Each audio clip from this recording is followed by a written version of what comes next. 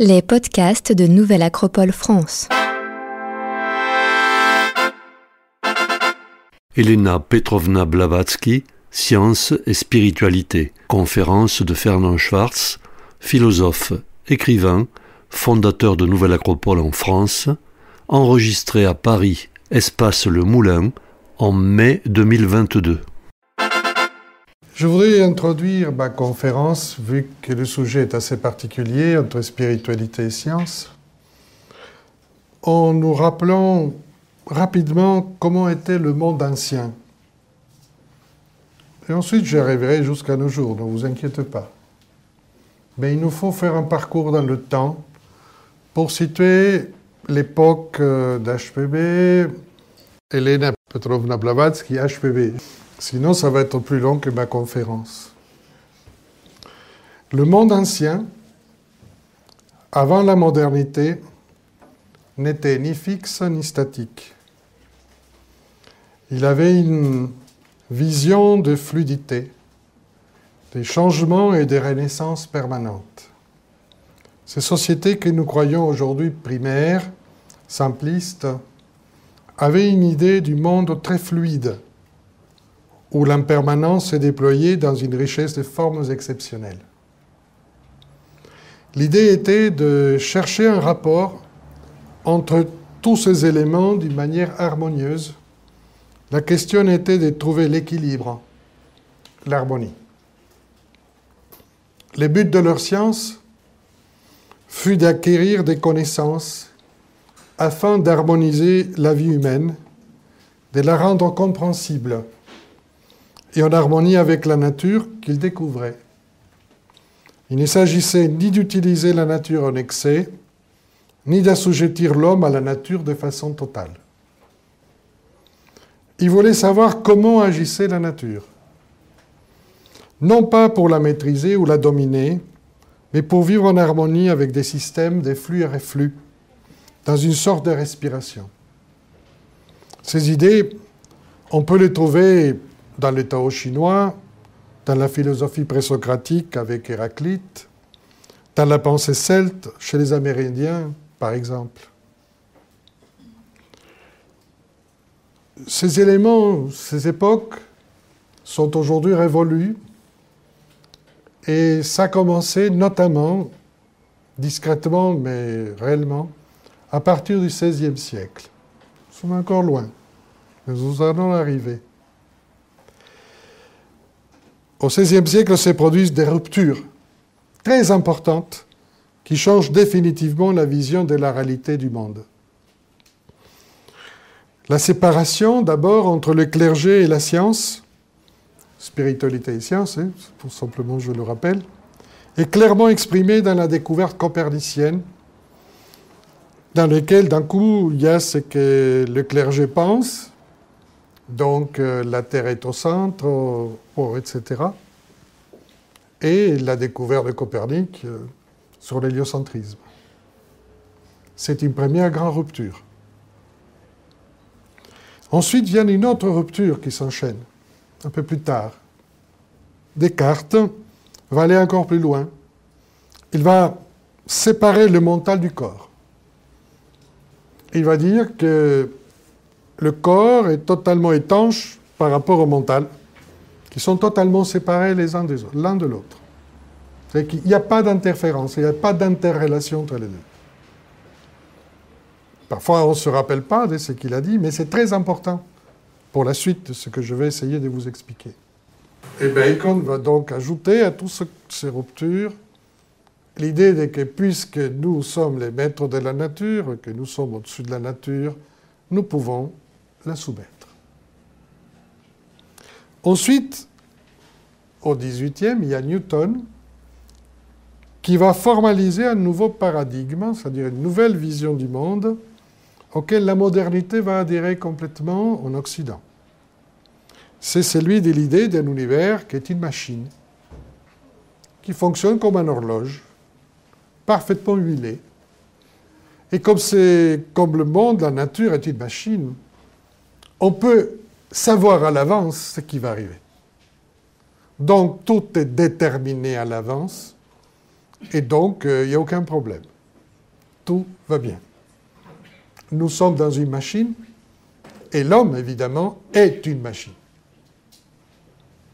Voilà comment se pose doucement, dans l'histoire des idées, entre le XVIe et le XVIIIe siècle, la nouvelle mentalité qui est en totale rupture avec la vision de la nature et de l'homme des anciens. C'était simplement pour cela que je voulais vous le présenter. Parce qu'on est séparé alors de la nature vivante, la science et la spiritualité sont séparées, et nous sommes dans notre sujet. Elena Petrovna Blavatsky va naître au XIXe siècle. C'est lui qui hérite de tous ces pensées-là. Et qui va faire naître l'idéologie du progrès et d'un certain matérialisme important. Mais je reviendrai plus tard. En tout cas, le monde où il est né est un monde cartésien, mécaniciste, où la séparation entre les groupes humains est déterminante. Elle dit par rapport à la philosophie, sans doute la philosophie la meilleure est celle qui tend à diminuer la somme de la misère humaine au lieu de l'augmenter. En tant qu'école de philosophie, nous semble cette définition très importante par rapport au choix de quelle philosophie et de quel sens nous devons chercher. Elle, comme je vous l'écris ici, elle est née le 31 juillet 1831 dans une ville Ekatérinoslav, qui est à côté d'une ville qui aujourd'hui est très connue, Odessa. Donc elle est née en Ukraine, à l'époque russe. On est en pleine actualité, vous voyez. Son père est un colonel Han, qui vient de la noblesse allemande. Il y a eu beaucoup de noblesse allemandes qui sont installées en Russie pour donner de l'encadrement à l'époque. Et il est gouverneur de la région. Cette région qui aujourd'hui est dans le sud-ouest de l'Ukraine. Sa mère est d'origine royale et Elena Fadet. Je ne vais pas être trop long par rapport à sa biographie, mais je voulais simplement la situer. Elle naît à minuit entre le 30 juillet et le 31 juillet dans une nuit de feu magique pour les gens de l'époque. Donc c'est une journée particulière. Elle a un caractère difficile. Depuis qu'elle est petite, elle s'isole, elle regarde la collection de paléontologie de sa famille, elle décrit les animaux qui sont là, elle adore le conte populaire, elle est très à l'aise avec le peuple et les traditions, elle a quelques pouvoirs de captation partout, des phénomènes la poursuivent, mais bon, pour elle, c'est normal. Elle a son caractère et aussi une santé assez délicate. Dans sa biographie, si vous la lisez plus en détail, vous verrez qu'elle a eu plusieurs moments où elle était au bord de la mort et sauvée in extremis. Vers 17 ans, on va la marier, et cette fille un peu rebelle, etc., avec Nicéphore Blavatsky, parce que son nom de jeune fille est Khan. D'accord ? Nicéphore Blavatsky est un sous-gouverneur d'Erevan, en Arménie, et il en a 70 ans. Voilà. Vous ne serez donc pas du tout surpris qu'au bout de 3 mois, elle s'échappe à cheval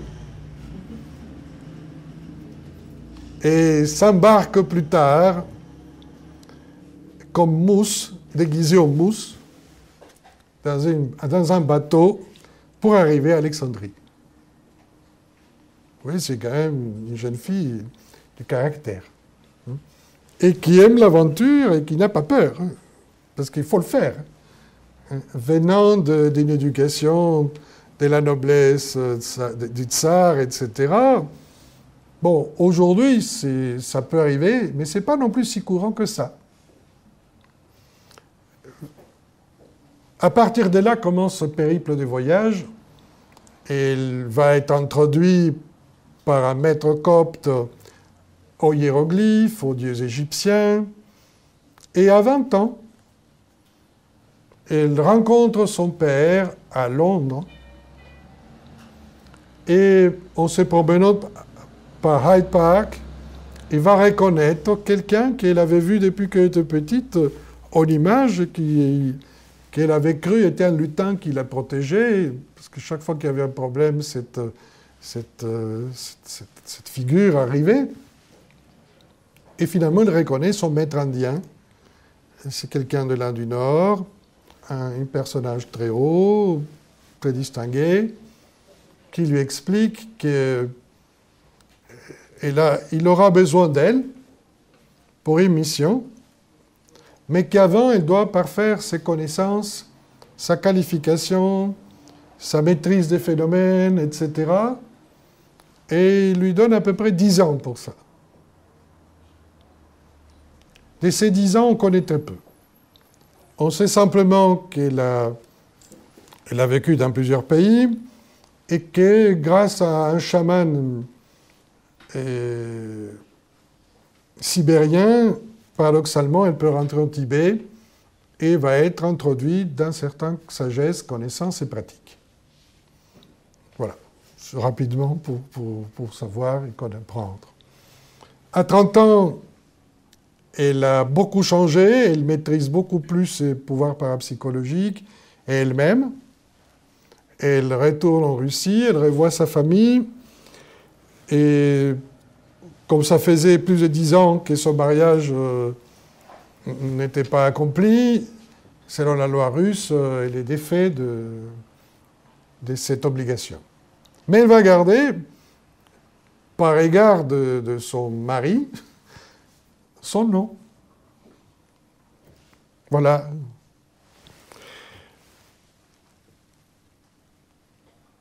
Elle commence véritablement sa mission avec son maître et d'autres vers la quarantaine, où elle ira aux États-Unis en 1873 et en 1875, le 17 novembre, avec l'aide d'un ancien colonel appelé Olcott et un Américain, Judge, ils vont fonder la Société théosophique. Elle donne comme tâche à cette société la tâche d'éveiller les consciences endormies à la sagesse intemporelle et aux facultés transcendantes de l'homme. Elle se trouva donc confrontée à la terrible difficulté de dévoiler la sagesse archaïque et l'existence d'une chaîne de maîtres de sagesse en adaptant les idées de cette sagesse intemporelle, en grande partie venues d'Orient, au style du raisonnement occidental. Ce qui n'est pas évident à l'époque. Surtout si vous tenez compte du paradigme du modèle mécanique de la nature et des hommes. Elle ne s'est jamais présentée comme détenant la vérité, mais comme une aventurière spirituelle qui voulait secouer la conscience des consciences dogmatiques et sclérosées de l'Occident. Elle va dire, et je la cite, parce qu'en général, ce que vous entendrez, c'est HPB en parlant, plutôt que moi, « Il n'y a pas de place pour la vérité absolue sur quelque sujet que ce soit dans un monde fini et conditionné, comme l'est l'homme lui-même. Mais il existe des vérités relatives, et nous devons en tirer le meilleur parti. Dans chaque âge, dit-elle, il y eut des sages qui, ayant contacté l'absolu, ne pouvaient toutefois enseigner que des vérités relatives. Chacun de nous doit trouver en lui-même et pour lui-même cette même connaissance.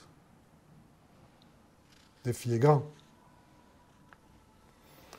Le plus grand adepte du tel vivant ne peut révéler de la vérité universelle, que ce soit parce que le mental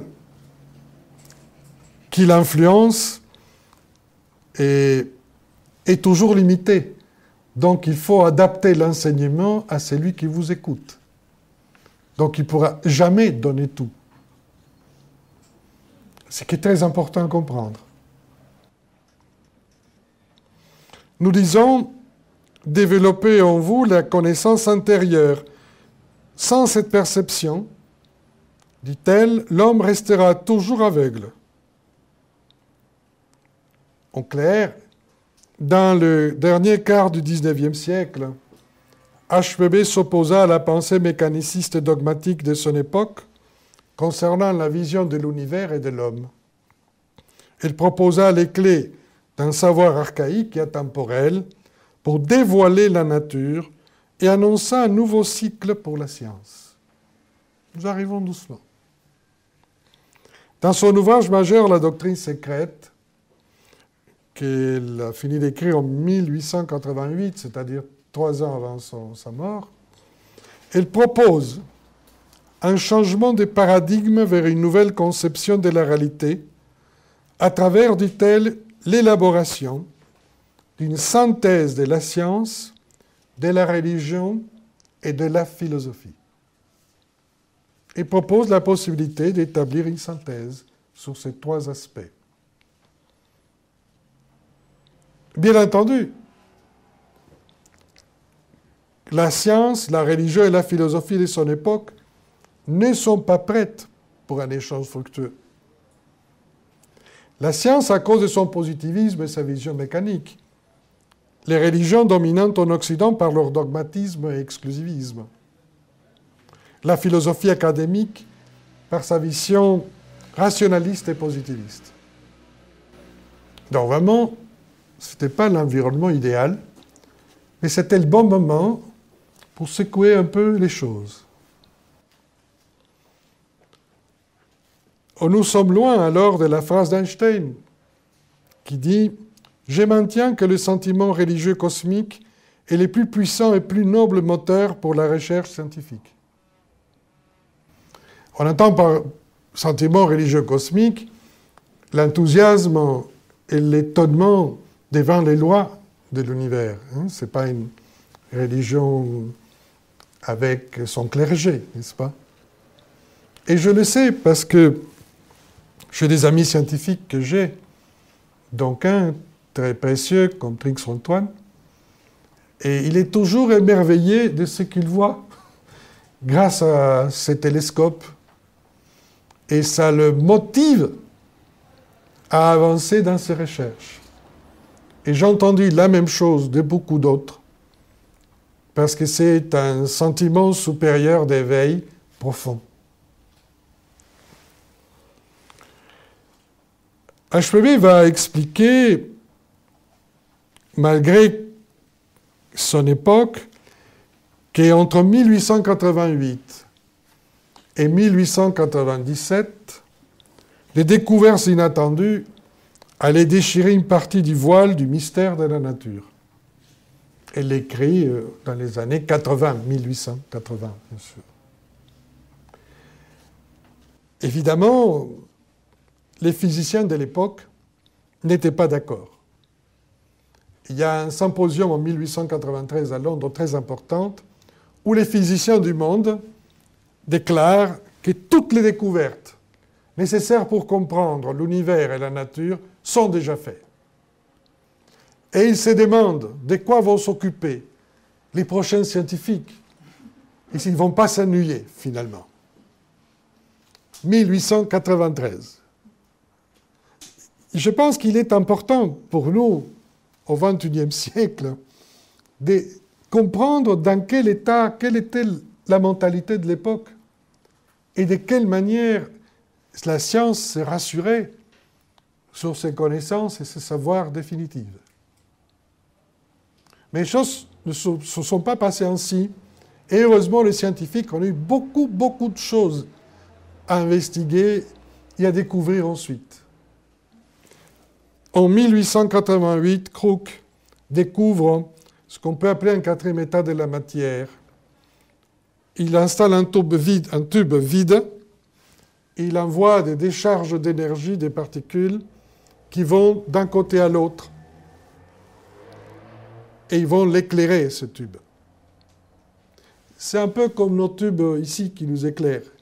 Mais là, il y a un gaz qui aide. D'accord? Donc, d'un coup, il y a quelque chose qui ne va pas. En 1895, Röntgen découvre le rayon X. Aujourd'hui, on est très habitué à se faire radio, etc. Bon, à l'époque, c'est une découverte qui détruit toute idée que la matière ne peut pas être traversée. Parce qu'un des éléments essentiels de la physique ancienne était la matière est dense, rien ne peut la pénétrer, elle est opaque, rien ne peut traverser la matière.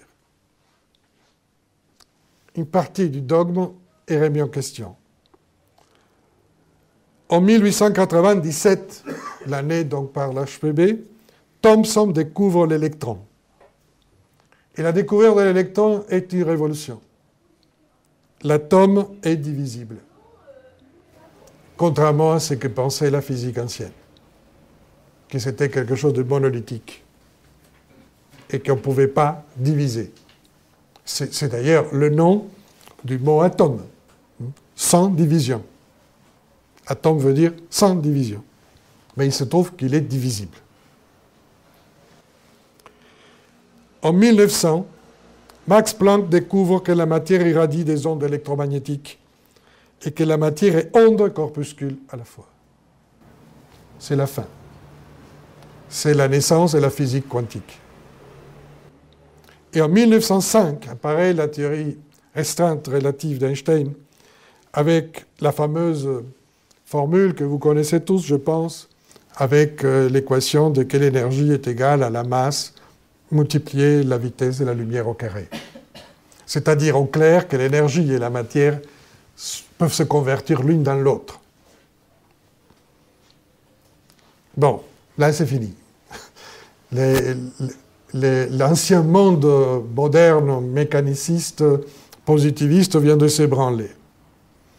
Et c'est très intéressant de voir en quelle vitesse, de 88, si vous voulez, à 1905, nous avons moins de 20 ans. Vous voyez? Et tout ce qui était totalement échafaudé, parfaitement clair, et tenu comme dogmatique et définitif, s'est effondré. Nous passons donc à un autre monde indéterminé et aléatoire. J'espère que vous me suivez. Mais il semblait important de vous expliquer comment les choses se sont accélérées et comment HPB l'avait, d'une certaine façon, prédit qu'il y avait une déchirure qui allait se produire dans les connaissances sur la nature et les lois de la nature. Donc,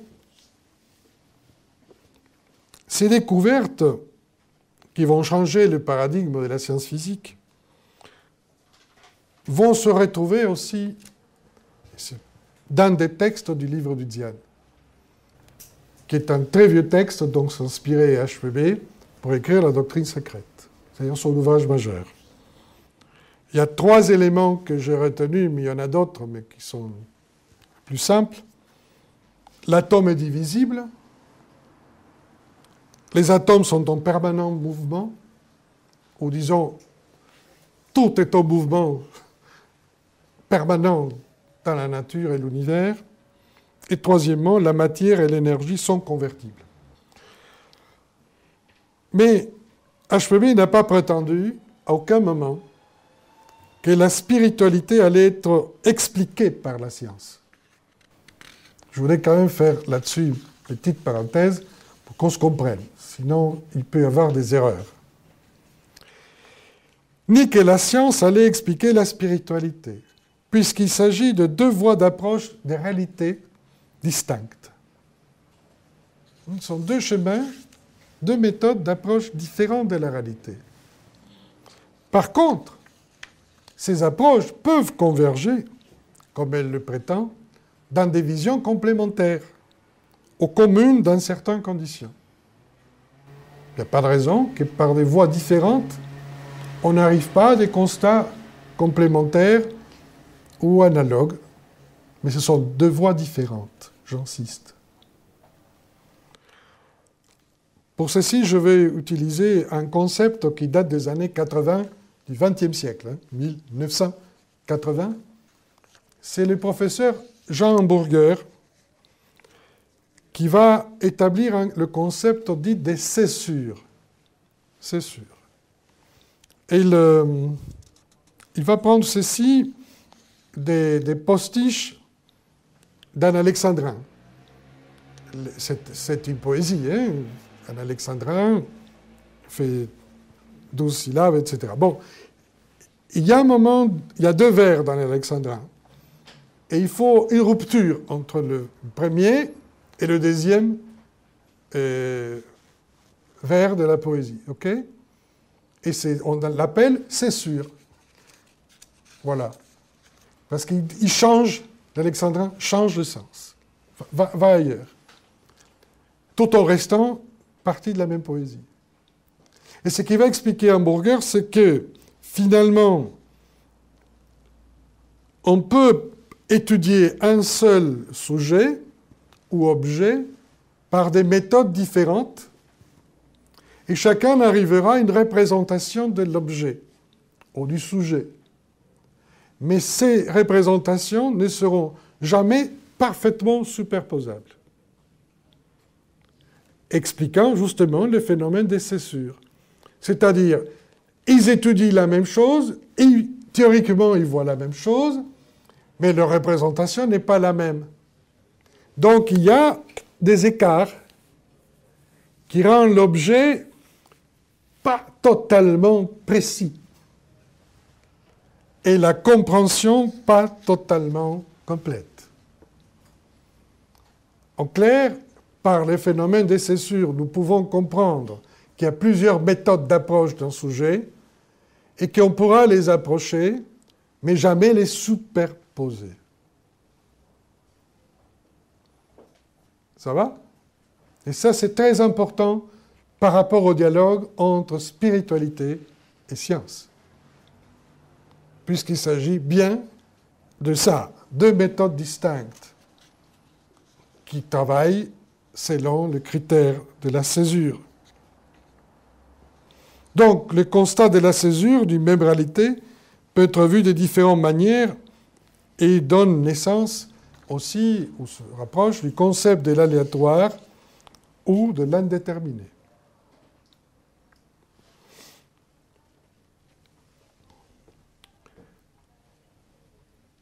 Dans la doctrine secrète apparaissent un certain nombre de citations dans les textes de sagesse archaïque qui nous rappellent les découvertes que je vous ai mentionnées.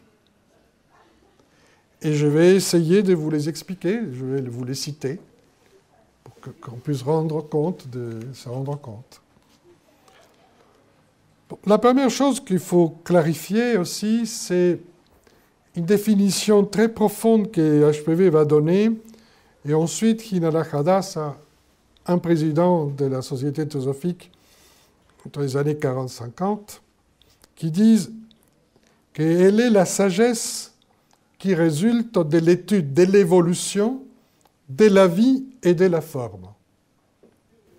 En fait, l'investigation profonde de cette forme de philosophie ou d'approche, c'est celle d'étudier l'évolution qui existe, ou le rapport qui existe dans l'évolution entre la vie et la forme. Et elle dit, toute évolution consiste en une vie qui se développe en passant d'une forme à une autre, en emmagasinant les expériences qu'elle acquiert à travers ces formes. C'est-à-dire que toute unité de vie commence à se rendre objectif à travers des formes que peuvent la supporter et l'exprimer. Et dans la mesure où elle expérimente ces formes, elle développe des acquis qui lui permettront ensuite à cette même vie d'arriver à d'autres formes d'expression, etc., etc. Elle reprend là-dessus aussi une expression dans la Kabbale qui parle de la pierre qui devient plante, la plante qui devient animal, homme, Dieu, etc. C'est la même histoire. Une vie qui, dans sa trajectoire, va épouser pendant X temps des centaines, des milliers de formes, jusqu'à s'épanouir de plus en plus, s'exprimer de façon subtile de plus en plus. D'ailleurs, nous-mêmes, quand nous apprenons d'abord à écrire, à lire, nous avons des formes très précaires et simples pour nous exprimer, et les textes que nous lisons, formellement parlant, sont assez simples. Il faudra des années pour expérimenter la lecture de Rabelais, vous comprenez ce que je veux dire, ou de Goethe ou de Shakespeare.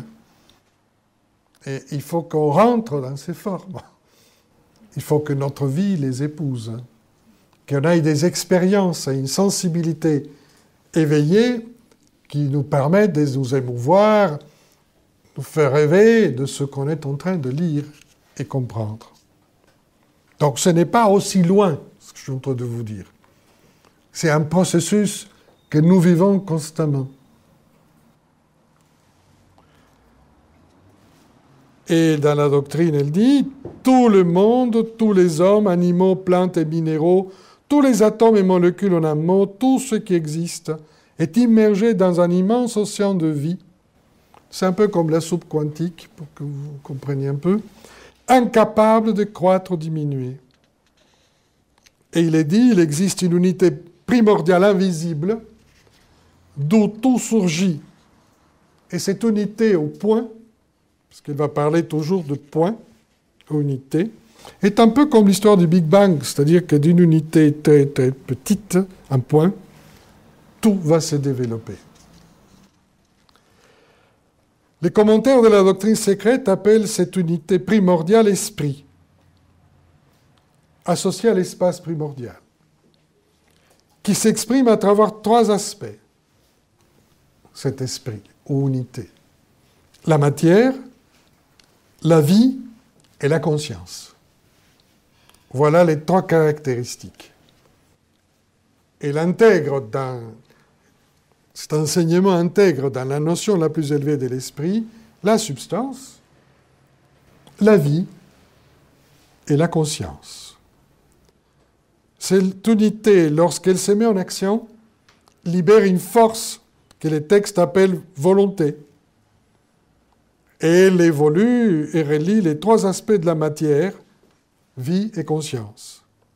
Donc, ces textes nous parlent d'une triple évolution. Trois évolutions en même temps. La matière à travers les forces de la nature, ses lois. Nous parlons des forces électromagnétiques, nous parlons des forces de gravitation. Vous êtes au courant. Donc, ce sont de ces forces-là dont on parle, et à travers ces forces, la substance, la matière s'exprime. La vie, comme on vient de le voir, s'exprime à travers des formes. Sans forme, elle ne peut pas se rendre objective. Et quand on parle des formes, on parle donc des limites, c'est-à-dire des seuils, et ces limites permettent de la rendre objective. Et la conscience, elle évolue à travers la complexité. Parenthèse, ne confondez pas le mot compliqué avec complexité. La complexité est le fait d'une relation des parties entre elles. Tout le monde est en relation. C'est des branchements, une chose avec une autre. Donc d'un réseau de relations. C'est ça qu'on appelle complexité. Et tout ce que nous connaissons. Une forêt, par exemple, est une grande complexité, où interagissent des insectes, des oiseaux, évidemment des arbres, les fameux champignons, etc. Et tout est interconnecté. Et donc, d'un coup, s'il manque des insectes, on aura un problème de pollinisation. S'il manque des champignons, il y aura un problème de cohésion dans la forêt, etc. Donc, si on touche à un élément, on touche à l'ensemble des éléments. Ça, c'est le thème de la complexité. Et pour que notre conscience puisse évoluer, il faut qu'on fasse des liens. Je ne sais pas si vous savez. Et c'est parce qu'on arrive à faire des liens entre une chose et une autre que d'un coup, la réalité change. Et on voit les choses autrement. La même chose.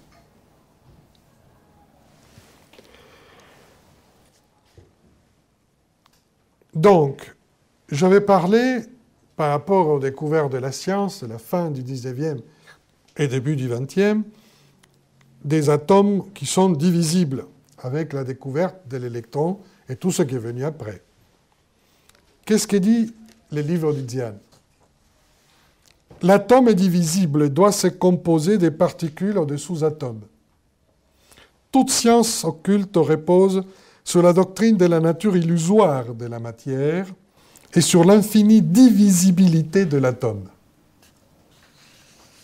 Bon, elle va publier tout ça, comme vous avez compris, avant la découverte, ces découvertes. Mais les textes sont très précis, je viens de vous le citer. Par rapport aux atomes, sont en mouvement perpétuel. L'histoire qui démarre avec le rayon X, etc. Le texte dit, dans tous les cas où la matière paraît inerte, elle est plus active. Ces particules sont sans arrêt en vibration. Il n'y a pas de repos ou arrêt des mouvements dans la nature. Et je cite Einstein, « Le mouvement doit être considéré comme la condition naturelle et véritable de la matière. C'est l'essence même de l'existence. » Troisièmement, on avait parlé de la matière et l'énergie sont convertibles, avec la formule d'Einstein, etc. Voilà ce que dit le livre de Diane. Pour la science ésotérique, force et matière constituent les deux faces d'une seule et même substance. Toute manifestation objective, que ce soit le mouvement d'un être vivant ou d'un corps inorganique, exige deux conditions. Volonté et force, en plus de la matière, ou ce qui rend objectif visible à nos yeux. Et tous les trois sont des forces convertibles. Après, une phrase qui est quand même assez étonnante. Le mouvement de l'onde des particules vivantes, compréhensible et compréhensible à la lueur de la théorie d'un principe vital universel et spirituel, indépendant de notre matière et manifestant l'énergie atomique. C'est la première fois que je connaisse où le mot énergie atomique fut écrit dans un livre, ainsi que les mouvements de l'onde des particules, qui est justement la découverte de Planck, ce que je viens de dire ici.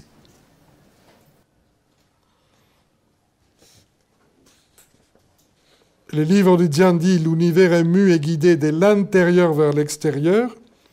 L'univers se développant d'un soleil central, le point, le germe, toujours caché, la fameuse source d'où tout vient, par rapport au concept que nous avons maintenant et de la naissance de l'univers pour la science.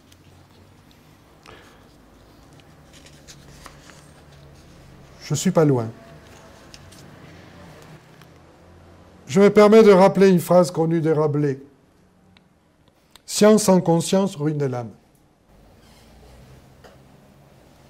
qui est en fait la clé pour moi du dialogue entre spiritualité et science. Le mot science vient de scientia, du latin connaissance. Pour les anciens, la science était la sagesse. Qu'on se comprenne. Pour Platon, la science consiste dans la connaissance de la réalité au-delà de la nature d'une chose, c'est-à-dire au-delà de son apparence. À l'époque moderne, comme vous le savez, la science désigne un savoir objectivement vérifiable avec des démonstrations, des causes, par des méthodes expérimentales et par la même universelle. Mais, depuis quelques décades, comme l'expliquait très bien le physicien Bernard d'Espagna, dans son livre « La réalité voilée », que je conseille, il est épuisé, mais on ne sait jamais, il explique justement que la réalité est devenue voilée suite aux découvertes de la physique quantique. Et qu'il faut donc aller au-delà. Et pourquoi voilée? Parce que nous ne pouvons plus parler d'objectivité. Et c'est la grande difficulté. L'observateur influence l'observé, et vice-versa. Donc, nous sommes en interaction. Et vous savez très bien que quand on veut voir l'aspect d'un atome sur l'aspect onde, on ne peut pas le voir en particules. Quand on décide de voir en particules, on perd l'onde. Et qu'on ne sait jamais où il est. Bon. Donc nous sommes devant la naissance, depuis quelques décades, d'un nouveau paradigme qui est celui de l'expansion de la conscience. La réalité a changé puisqu'on sait qu'elle n'est pas ce que l'on voit. Et c'est ce que la philosophie hindoue et d'autres ont toujours expliqué. Et en sanskrit, ça s'appelle Maya. L'illusion avec apparence de réalité. Nous croyons que le bord de cette tablette finit là. En macro et de loin, c'est vrai. On la touche, il est là. Mais en réalité, il y a des électrons qui sont là. Vous comprenez? Qu'il faut pousser pour qu'ils rentrent dans le bois. C'est-à-dire que les choses sont devenues pas aussi définies qu'on le pense. Et que nous les voyons comme en fait avec les outils que nous avons. Et si on change d'outil d'observation, on le verrait autrement. Et si on décidait de comprendre quelle est la véritable masse de tout ça, en termes de particules, de matières, on verrait que c'est tout petit. Et pourquoi? Mais parce qu'il y a plein de vide là-dedans. Malgré tout, je fais comme ça, et ça sonne comme si c'était plein. Donc c'est bien une illusion, avec apparence de réalité, non? Ça nous piège terriblement. Nous sommes nés dans une illusion, et nous devons nous désillusionner. Je dis ça pas méchamment. Je dis simplement qu'il faut qu'on accepte une réalité au-delà de ce qu'on voit. Déjà même au niveau matériel.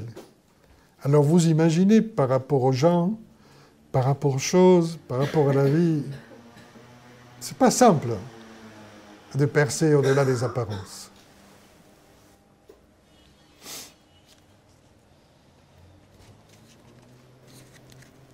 Il y a un théorème qui me plaît beaucoup, qui est celui de Joseph Bell, qui est le suivant. Il a démontré qu'on peut communiquer l'information d'une particule A à une particule B, peu importe où il est dans l'univers, peu importe la distance, et ceci de manière simultanée. Donc, quelle est la difficulté pour nos têtes? Mais c'est qu'il n'y a pas de trajectoire. On ne voit pas la trajectoire. C'est-à-dire que derrière l'espace et le temps que nous voyons, il y a quelque chose qui les relie, qui permet ça, sinon ce n'est pas possible. Étudier le théorème de Bell, c'est intéressant. Toujours par rapport à l'illusion avec apparence de réalité.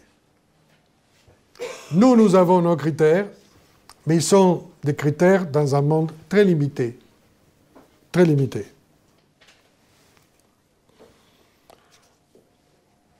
Ce nouveau paradigme est composé de 4 choses, si on veut le résumer. Scientifique. Dans une vision qui les relie, qu'on va appeler holistique. Une vision globale, une vision de la totalité. C'est le principe de l'unité, le principe du mouvement, le principe de la fusion du sujet-objet et le principe des circularités. 4 principes. L'unité met en question la physique classique, l'esprit classique, qui distingue les choses, les sépare et les limite. Chacun à sa place. Et séparé. L'homme est extérieur à la nature, dans cette vision, et Dieu, traçant la création, il est au-delà. Dans ces nouvelles théories, les particules sont des interconnexions. Toutes les composantes du monde sont solidaires. Aucune séparation n'est possible. Même si pour nous, ils sont séparés. Mais malgré qu'ils ont l'air d'être séparés, ils sont reliés. Ne regardez pas comme ça. Je vais vous dire une chose. Je me promenais quand j'étais tout petit, à 6 ans, mon grand-père m'a amené à l'école. Et je ne sais pas pourquoi, je lui ai posé la question. Bon, il s'était échappé de Berlin. Je lui ai dit pourquoi il y avait les camps pendant la Deuxième Guerre mondiale. Pourquoi on enferme les gens si de toute façon l'air que nous respirons est le même. Donc on ne peut pas nous séparer parce qu'on respire le même air. Bon, mon grand-père était un peu gêné pour me répondre. Et depuis, j'ai compris qu'on respirait le même air. Bon, ce n'est pas toujours génial pour le Covid, je suis d'accord, mais au moins, ça aurait dû nous éveiller à l'idée qu'on est reliés. Bon, enfin, vous réfléchissez à cette histoire de l'unité. Les mouvements, il n'existe plus de choses isolées. Et tout est en mouvement, et tout est mouvement et processus. Dans la nature, rien ne s'arrête. La vie est mouvement. La fusion sujet-objet, les savants classiques mettaient à distance, objectivaient ces thèmes de recherche, il a adopté la position des spectateurs désengagés. Cool, c'était bien. Tandis que les chercheurs d'aujourd'hui est impliqué dans le monde qu'il observe. Et il sait qu'il y a une solidarité entre l'homme, la nature, ce qu'il est en train de vivre, etc. Et d'un coup, les dualismes, espace-temps, par exemple, ou d'autres, chaud et froid, hommes et femmes, peu importe, deviennent des éléments complémentaires d'une unité plus globale. Donc, au lieu d'être séparés, ils sont interreliés. Font partie d'une même réalité sur des aspects complémentaires, distincts en apparence. La circularité correspond à l'idée de la non-séparabilité des composants du monde. Et la figure la plus logique pour exprimer ces entités, ces différentes composantes qui sont reliées, bon, c'est la circularité. C'est-à-dire que ça bouge, mais ça tourne en même temps. Et donc le cercle ou la circonférence devient cette idée de la relation entre les choses. Avec ce concept de la circularité se pose aussi un autre point, l'abolition du passé, du présent et du futur, puisque tout est en même temps. Tout est en même temps. Je vous laisserai réfléchir à la question, mais je pense que c'est utile. de comprendre, parce que les gens parfois se réfugient dans le passé, donc ils viennent de se séparer d'une réalité qui est instantanée, d'une réalité qui est très fluide. D'autres sont en train de rêver qui est au futur. C'est pareil. C'est que dans l'état présent que les trois sont ensemble. Et en même temps en mouvement. C'est la base de la plupart des spiritualités anciennes. Oui, c'est pour ça que j'arrive à la fin. Parce que la véritable spiritualité vient de là. Relier les différences dans une unité. Le mot spiritualité vient du spiritus, souffle. Mon air, ça souffle. Si on ne souffle pas, l'esprit est donc quelque chose qui nous donne la vie en tant qu'être. Une forme d'intelligence qui permet de comprendre le monde, mais aussi de nous libérer. Parce que quand on comprend les causes des choses, on peut s'en libérer. Sinon, ce n'est pas possible. On reste enchaîné. Pour Hegel, les philosophes, l'esprit est un pouvoir de vie et de liberté. L'esprit se cultive par l'élévation face aux circonstances et un jeu de la vie. C'est une capacité de transcender les obstacles apparents de l'existence. L'esprit renvoie à ce qui a du sens, à sa quête. La spiritualité oblige chacun à un engagement intérieur. Par conséquent, la pratique d'une spiritualité, peu importe laquelle, implique un choix et non une subordination. On ne peut pas pratiquer la spiritualité en état de subordination. Elle est en rapport avec l'intelligence, donc l'esprit, la conscience, notamment des dimensions autres que objectifs, et le réel derrière les apparences. Il s'agit donc d'un niveau de conscience au-delà de l'espace-temps. Et c'est là où nous conduit donc la spiritualité. Et avouons que beaucoup de scientifiques aujourd'hui frôlent beaucoup de mystères spirituels, certains en les sachant, d'autres en l'ignorant. Voilà ce que je voulais vous transmettre aujourd'hui à propos de HVB, la science et la spiritualité. Je vous remercie de votre écoute, vous étiez très sage. Et évidemment, s'il y a des questions, je suis disponible, si je peux répondre. Simplement, s'il y a des questions, vous levez la main, je vous donne la parole, tout simplement. Prenez votre temps. On a encore 2 minutes. Il y a un micro pour les questions ? Oui, si vous avez des questions.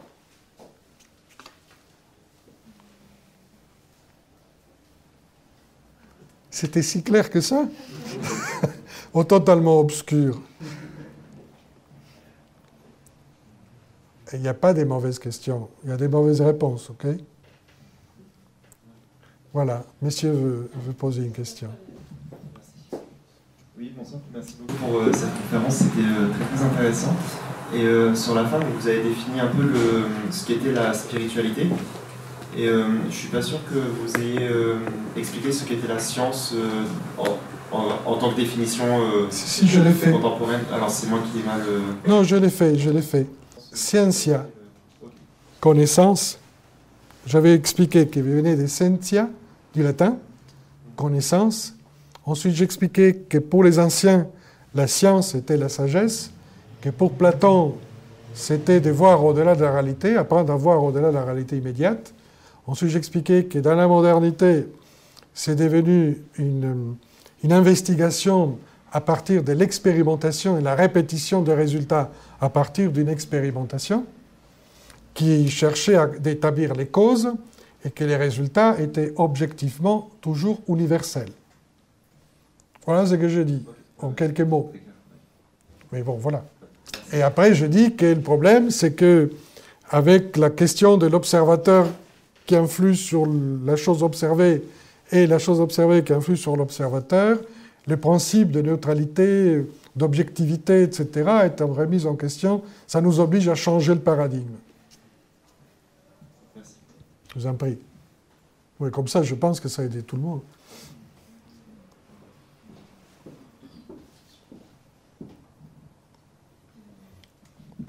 Messieurs, bonsoir. Vous avez dit que, d'une certaine manière, elle avait été objectivement HPV presciente, elle avait pressenti un certain nombre de découvertes scientifiques majeures quelques années avant même qu'elle soit découverte. Ce qui aurait été intéressant de savoir, c'est le processus qui l'a amené à la découverte de ces intuitions, et pourquoi et comment elle a pu les découvrir avant même que ça soit scientifique. Parce que je ne pense pas que ça soit dans une démarche scientifique pour le coup. Non, non, pas du tout. Non, non, pour ça j'ai insisté sur les méthodes. Oui, mais merci de votre question.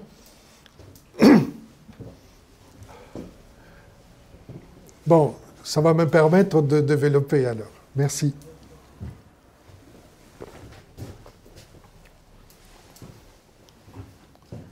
Et d'abord, elle a reçu un enseignement de certains maîtres en Orient par rapport à des vieux textes des sagesses, et dont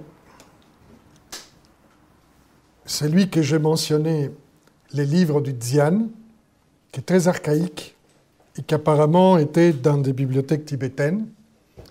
Et par contre, ce dont on est sûr au niveau objectif, c'est qu'il y a une traduction de ces textes sanskrits en chinois qui s'appelle le Kyute, qui date d'au moins 1000 ans. Je dis bien d'au moins plus de 1000 ans, objectivement parlant, et que déjà des jésuites d'époque, au XVIIe, avaient pris connaissance dans les bibliothèques du Tibet.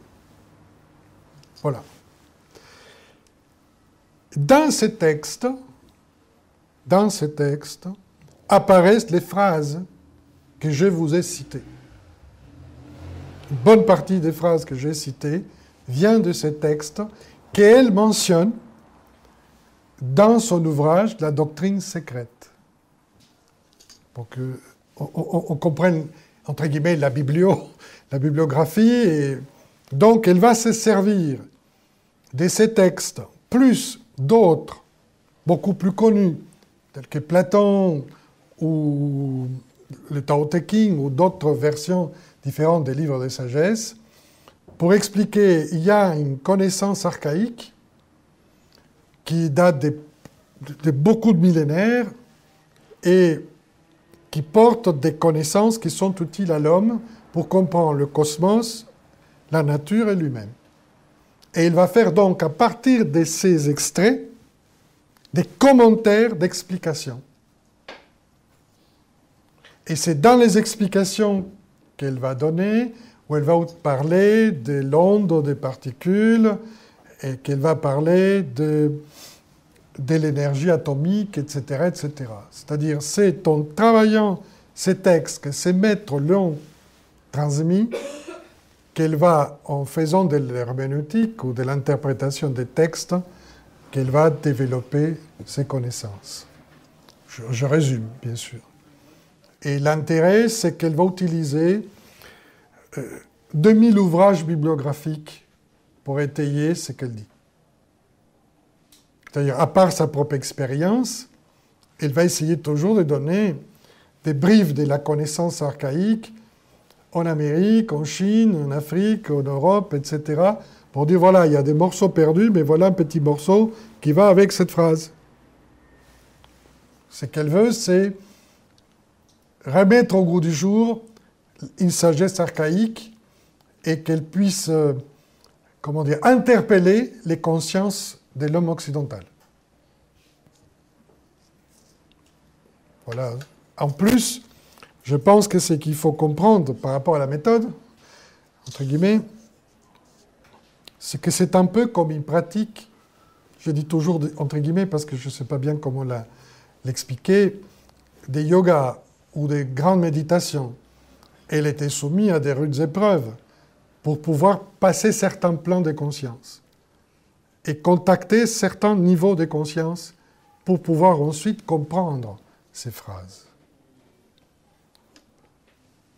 Par expérience, je sais que parfois il y a des choses qui ne nous disent pas grand-chose ou qu'on n'arrive pas à comprendre et qu'en se concentrant et en internalisant ces phrases ou ces concepts, apparaissent à l'intérieur de soi-même des explications ou des flashs de compréhension.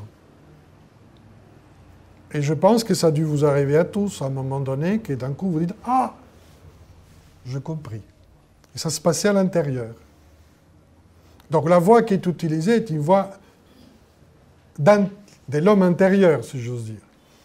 Et ce n'est pas des mesures de phénomènes ou des expériences dites scientifiques. Elle ne le prétendra jamais. Mais elle va dire, il faut que la science s'intéresse et qu'on sort du paradigme mécanique et matérialiste parce qu'on ne va jamais pouvoir comprendre véritablement comment fonctionne la nature et l'homme. Voilà ce que je peux dire.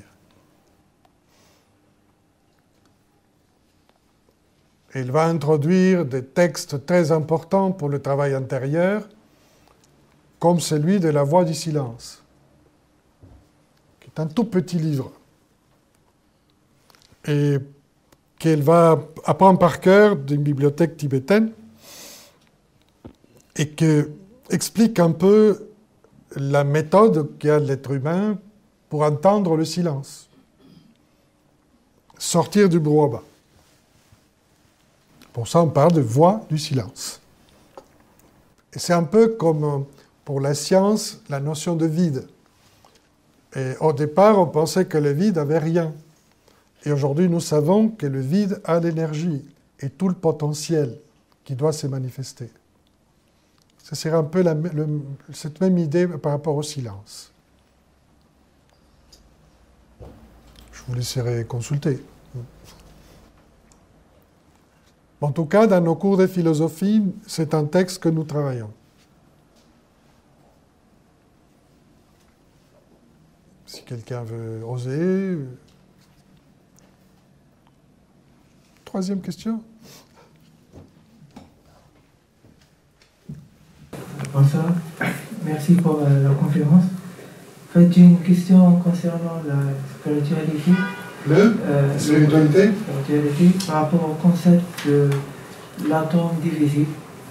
Je me demande d'où vient la nécessité d'avoir ce concept-là d'avoir une division à l'infini des atomes et d'avoir en même temps le concept de circularité qui pourrait remettre les choses à l'unité à nouveau.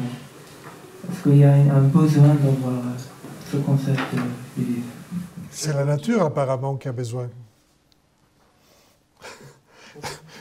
Comprenons-nous bien. Moi, je suis pour rien. Non, mais ce concept, cette idée de que les choses sont divisibles jusqu'à l'infini, permet de comprendre l'interaction entre ce qui est manifesté et ce qui n'est pas manifesté.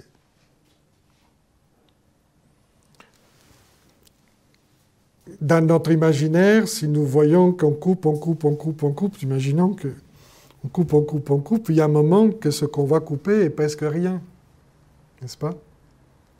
Et ce rien va rentrer en contact avec une autre dimension de l'existence, qui est le côté énergétique et potentiel des choses. Tout ce qui est né vient d'un potentiel qui va se développer et rendre objectif. Donc, cette divisibilité à l'infini garantit la passerelle entre un monde manifesté, même quand je dis visible, objectif, ce n'est pas forcément qu'on le voit. On ne voit pas un électron, mais il est manifesté, d'accord? Donc, plus petit, moins cette manifestation aura lieu. Et on va s'approcher de plus en plus de la conversion à l'énergie et au potentiel. Et ça, c'est important. Parce que pour nous régénérer, nous avons besoin de revenir au potentiel. C'est capital. Et disons, on se vide pour ensuite être plein. Parfois on dit, j'ai plein la tête. Bon, on se vide. Et il y a d'un coup des choses qui apparaissent, nouvelles, et on change. Donc, voilà à quoi ça peut servir, cette infinitude des choses. Et ensuite, vous m'avez posé une deuxième question, c'était à la circularité. La circularité est importante dans le sens que les choses ne vont pas nulle part. S'il y a une trajectoire circulaire, même si elle ne se ferme pas, parce que probablement elle est en spirale, ça veut dire que les choses vont quelque part. Et ils se relient, et que le début et la fin sont reliés. D'ailleurs, dans une circonférence, vous ne pouvez pas savoir où elle commence, où elle finit. Vous pouvez commencer où vous voulez, vous pouvez la finir où vous voulez. C'est une figure qui permet donc la relation entre toutes les choses sans début ni commencement. C'est pour ça que j'avais expliqué que dans ce cas, les trois temps sont dans un seul temps. Nous, ce qui nous arrange pour nos affaires quotidiennes, c'est la pensée linéaire. Une chose après l'autre. La pensée linéaire ne comprend pas la simultanéité, ne comprend pas l'interrelation, parce que c'est une pensée qui sépare. Elle est analytique. C'est noir ou blanc. Bon, c'est un subterfuge de notre petit intellect pour pouvoir vivre au quotidien. Nous ne pouvons pas, dans notre quotidien, aller au-delà. Et on a besoin de prendre, je ne sais pas, le bus, il faut aller au stop, il faut voir l'itinéraire. Vous voyez ce que je veux dire? Si je veux discuter avec vous, je suis en train d'utiliser un langage qui utilise un périple linéaire, un mot après l'autre. Si je jette tous mes mots, bon, j'écris ce que je voulais dire. Imaginons que j'aurais le pouvoir de prendre tous les mots et vous les jeter, et vous dire, je vous donne ma conférence. Tchac. Dans ce cas-là, c'est le chaos. Donc, on a besoin d'utiliser pour l'instant ce subterfuge parce que nous avons une grande difficulté à nous situer dans l'unité des choses, donc au centre des choses, et pouvoir vivre les différents aspects particuliers de l'existence dans l'unité. Mais la vocation d'une pratique spirituelle, c'est d'arriver là. Et en général, quand on a une intuition ou une pensée globalisante, on a frôlé pendant un instant ce moment. Et ce moment, je le sais pour les créateurs et pour les gens qui découvrent, est hors du temps. On ne sait pas combien de temps. Vous voyez? C'est dans ce sens-là que je parlais de la circularité, qui va nous donner l'idée de la solidarité et coopération entre tous les aspects de l'univers. Et devrait nous donner une idée à nous, les humains, d'être moins linéaires dans notre organisation sociale. Mais ça serait un autre sujet.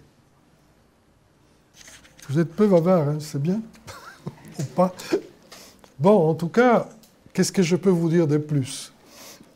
Que je vous invite à connaître ces personnages, à mieux comprendre la philosophie qui est derrière. Et bien sûr, vous êtes invités à toutes nos activités et nos cours. Merci à tous.